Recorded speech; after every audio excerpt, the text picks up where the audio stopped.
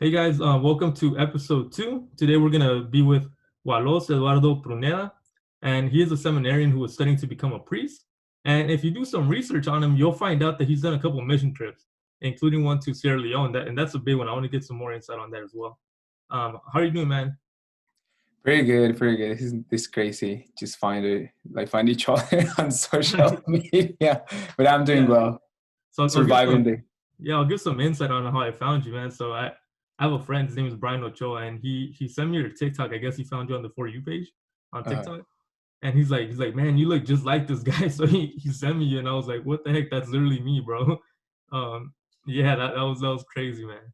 Um, so you're a seminarian. I want you to tell me more about that. What does that mean?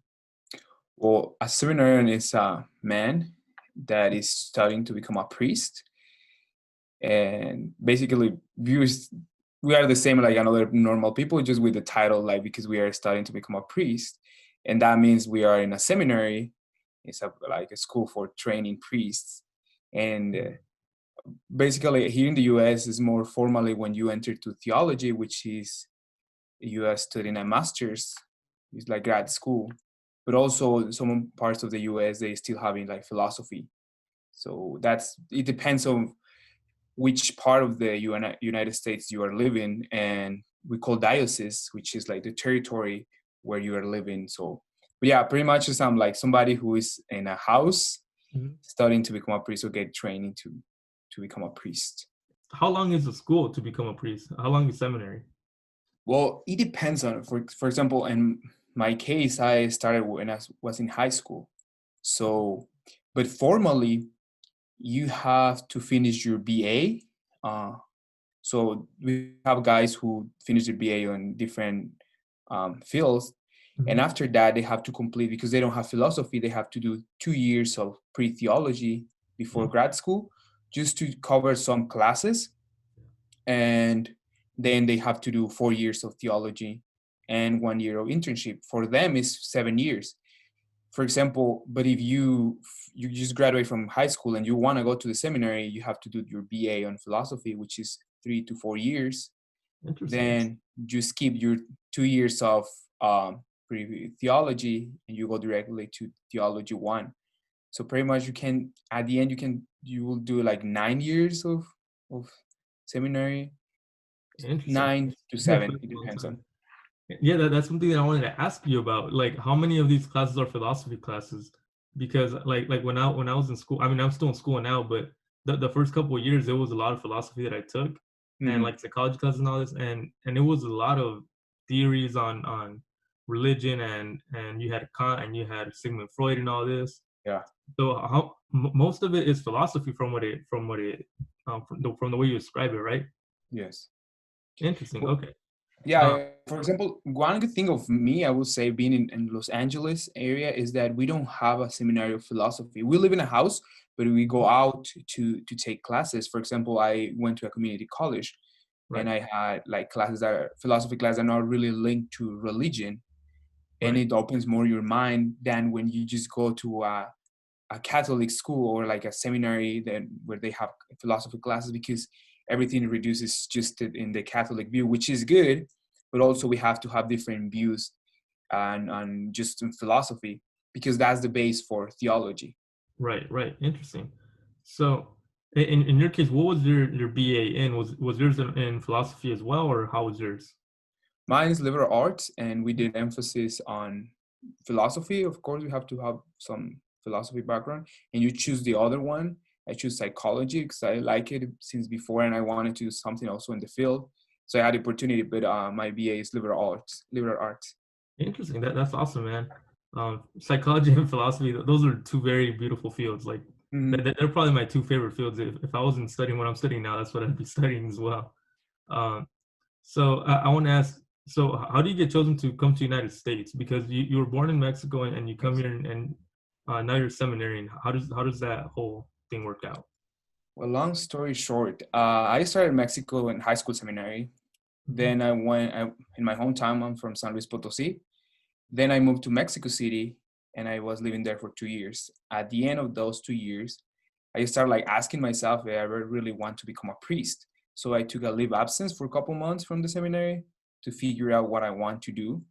And then during those months, I discovered like I really felt the calling from God to continue my formation, the seminary. During that time, I met a priest that he's from here, from LA, and he's the one who invited me to come to LA. So it was like very simple.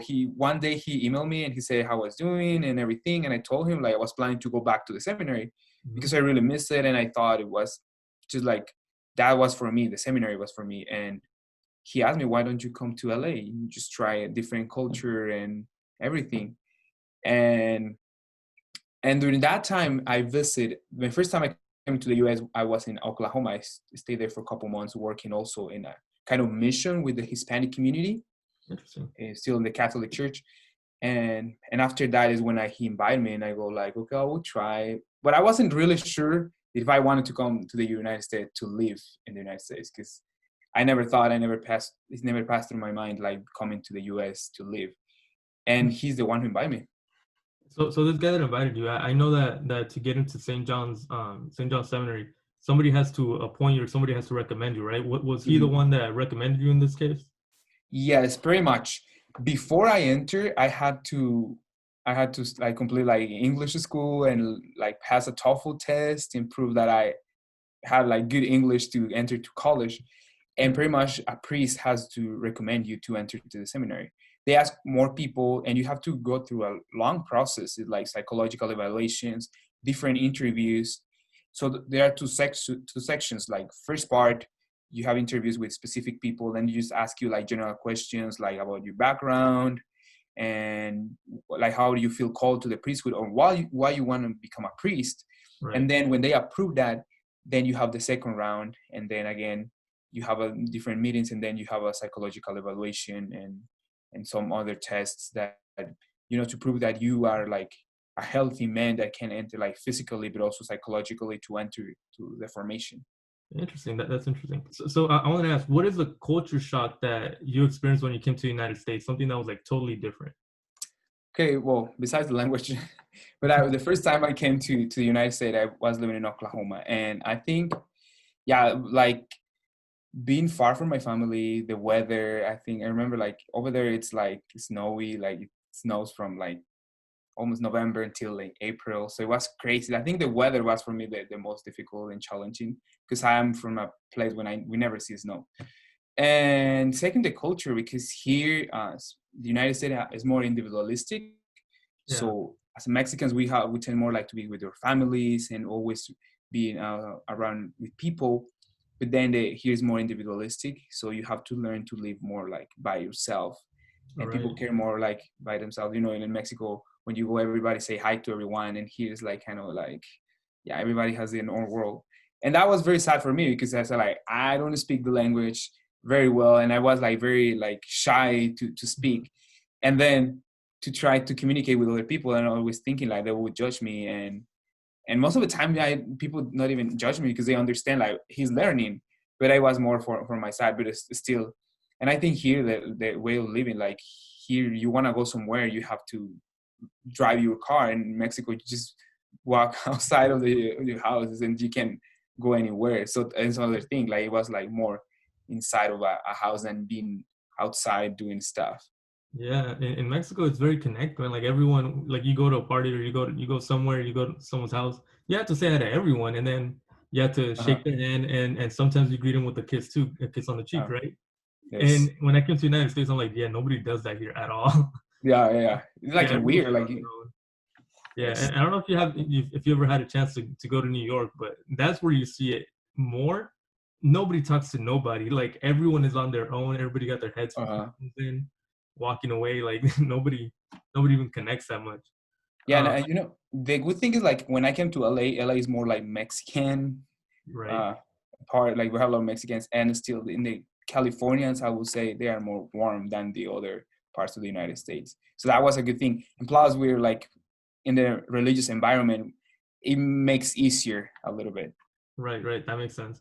Okay, so can you tell me about the mission trip to Sierra Leone? I saw that on one of your Instagram pictures. I wanted to get more context on what happened, how you felt there. Oh, okay. That mission, I think, is God's providence because I didn't plan it. So with the priest, I was living at that time in a different church. because I had to live in a church and go to school and take classes. So during that time, the priest over there, he told me about the mission. They were organizing a mission to Sierra Leone. And he asked me if I wanna go, and I go like, why not? So it was just like that. But I have to work through like almost a year to fundraise to pay my ticket and all this stuff.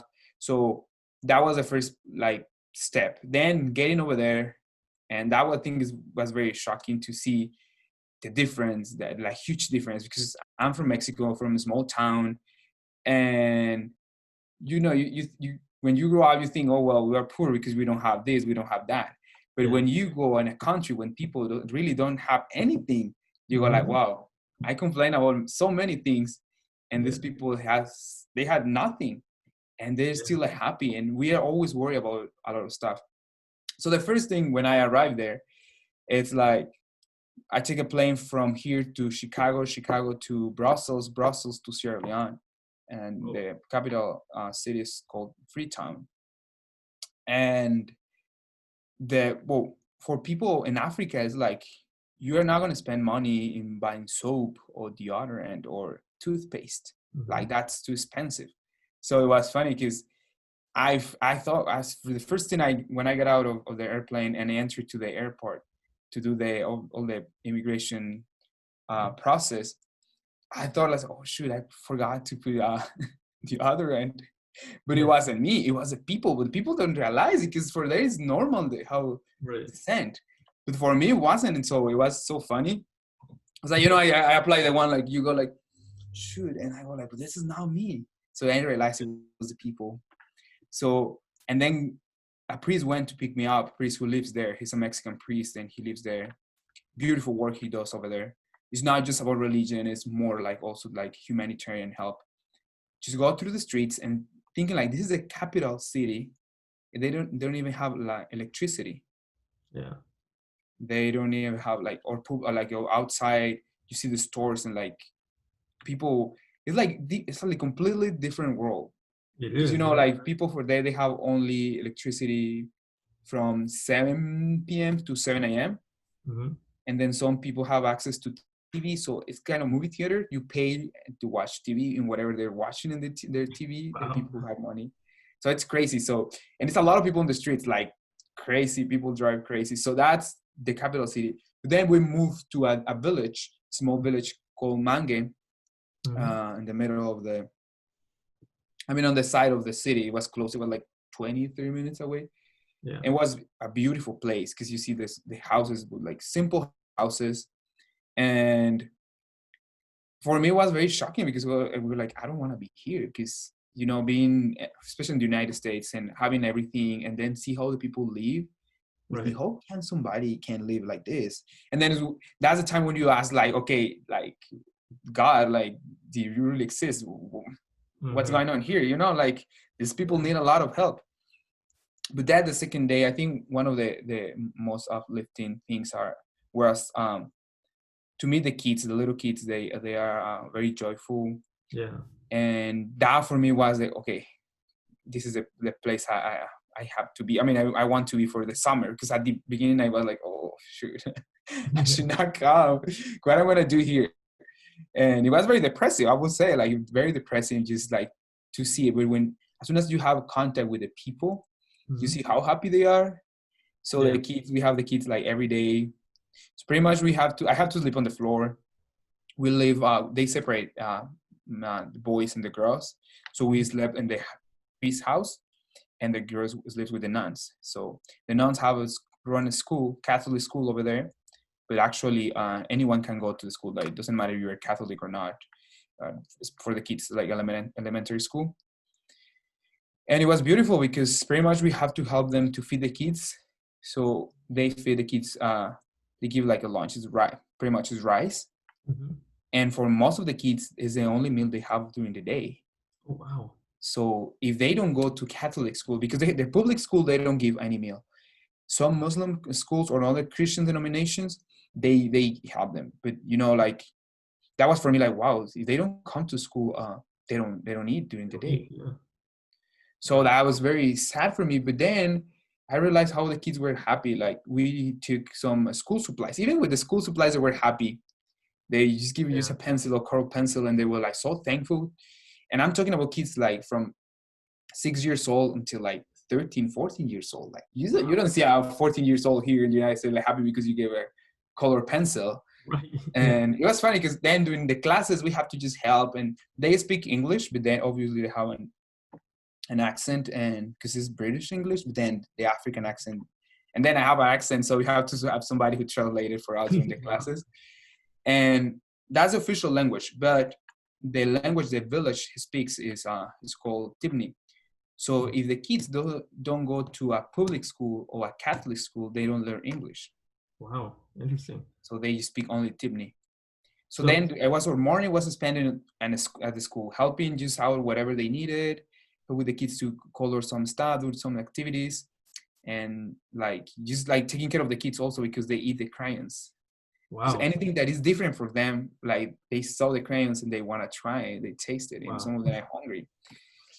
So, and then at the afternoon, that was like pretty much the normal stuff. Like then we have the church stuff at afternoon. We used to go to the church and have some services like the rosary. And church was full of kids. Like I would say like 90% of the people in the churches are kids from like, as soon as they walk, like up to like 15, 16 years old. And also we have activities there, and the kids that don't speak English, they used to come and just sit there and look at us and trying to communicate. And that was like pretty much one day. So every other day we used to go to different villages around, and we took rice, and we took a little basket with rice and other stuff to give to the people in the villages. So we go door by door, giving to the families. So we don't ask like, oh, you're Catholic, so here you go. We just go and give it to them. And there we don't require them to come to church or anything. We just don't try to convert anyone. If somebody wants to come and join the church, good. If they don't, it's okay. We are not there to try to. And then we have some activities. And one of the things that was very impressive for me, like one day we were teaching, I don't remember which one class. And then at the end, we give candies to all the kids. Mm-hmm. And we used to take candies that like have vitamins, like vitamin C, or gummies that have like vitamins, something like healthy for them. Because this is the, and then we run out of candies. And then one kid show up, and I felt so bad because we don't have anything else to give it to him. Yeah. So there he comes, another kid. He grabs his candy and he throws on the floor, and he has 2 pieces, and he gave one of the pieces to the other kid that didn't have anything. And I remember it was with the other missionaries, and we just look at each other and we were like, oh, shoot. Like, that was for me very impressive. Like, they don't have anything. Probably this is the only candy they will have in years. Right. And he is breaking it in 2 pieces to give it to this other kid. For me, it was like just moving. I go like, oh, no. That is having hard, man. It's like you didn't get candy for a long while, and you're like, the one time I do have it, I'm going to split it with the kid. Yeah. Yeah, you never think about that. You keep it like as much as you want. You have it, like whatever you have it is like the only chance that you have to have a candy. So for us was like very moving moment, because we know like they don't have anything, but it's still they are willing to share with others. Interesting. So that's when I see like, okay, God is working through these people, and He's showing like He's among them. And they were just happy. Like whatever you give it to them is even like a balloon. I remember like we have balloons, and the kids were happy with balloons, or bubbles. I remember one day I don't think I have a video of me running with bubbles, and all the kids running behind me, just like trying to catch the bubbles, because they never seen bubbles. So things like simple things that you in your daily life, for them is something new. Right, yeah. So that's very impressive for me, and I go like, wow. So at the end, I understand like, okay, you think, for me as a Catholic and as somebody who wants to become a priest, you believe like, okay, we're going to mission, we're going to evangelize people, and then we're converted. But at the end, you see, I realized like I learned more than they gave me, more than I gave to them. Wow, that's a good way to see it, because you go out there and you're like, yeah, like I'm gonna go help these people, I'm gonna teach them something, and you end up getting taught. You end up learning about their culture, about like all these things, and how they don't have as much as, or I mean, we know that they don't have much, but not as little as we think about, you Mm, know. yeah. And And then you honestly, don't realize they don't see it. I mean, they don't see that they don't have that much. Because right, for us, it's like, yeah, then you realize like, oh, I have more than I need. right. Yeah, I like have more than I need. when I came to United States from Mexico, I came pretty young, like around Mhm. 5 years old. And when I came over here, I thought it was crazy because we didn't have much. I was born in a little town, like 500 to 400 people, like really Yeah. small. And I come to the United States and I'm like, why are people complaining? Like you have Hmm. opportunities, you have college, like you can get the first 2 years of college paid for here. Like Yeah. healthcare is amazing. It's not free most of the time for most people, but it's amazing compared to Mexico. Like I'm like, why are people complaining? And if I can imagine what it was like to live in Mexico when I was younger, and compare that to a country that has less capital, that Mhm. that that must be amazing. Like Yeah, because yeah, even like for me, like being in, like coming from Mexico, and I've been in Mexico in different missions also.